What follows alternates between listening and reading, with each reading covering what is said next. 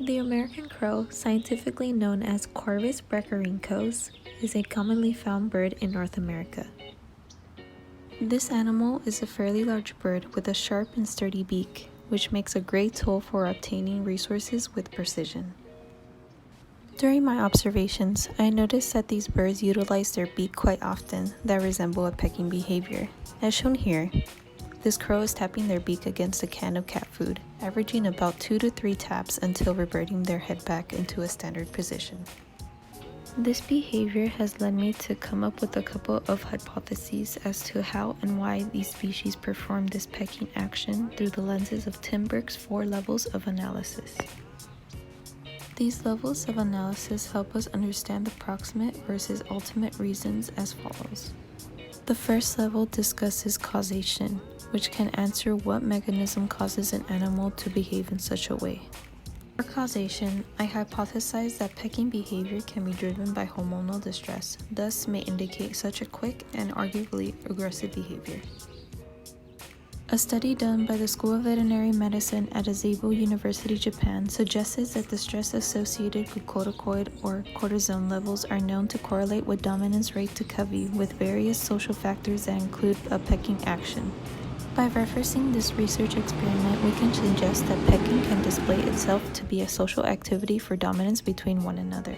The second level of analysis is development, asking ourselves what factors catalyze the behavior for the rest of its lifetime. For development, I hypothesize that crows peck in search of food and investigating objects is a learned behavior.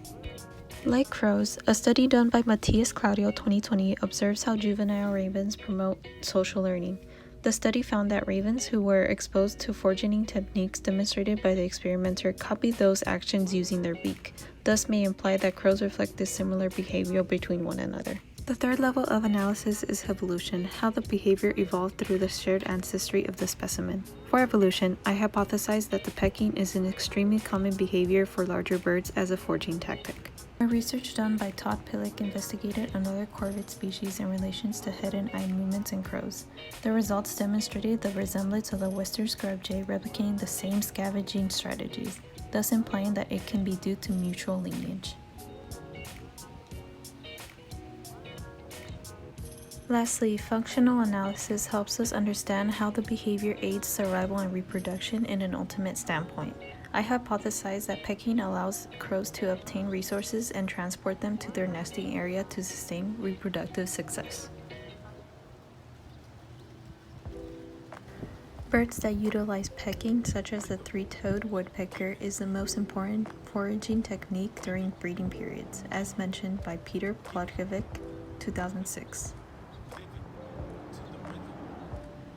In other words, the pecking behavior is an attractive characteristic in birds that provides access to nutritional essentials for the mate, which sustains survival in crows.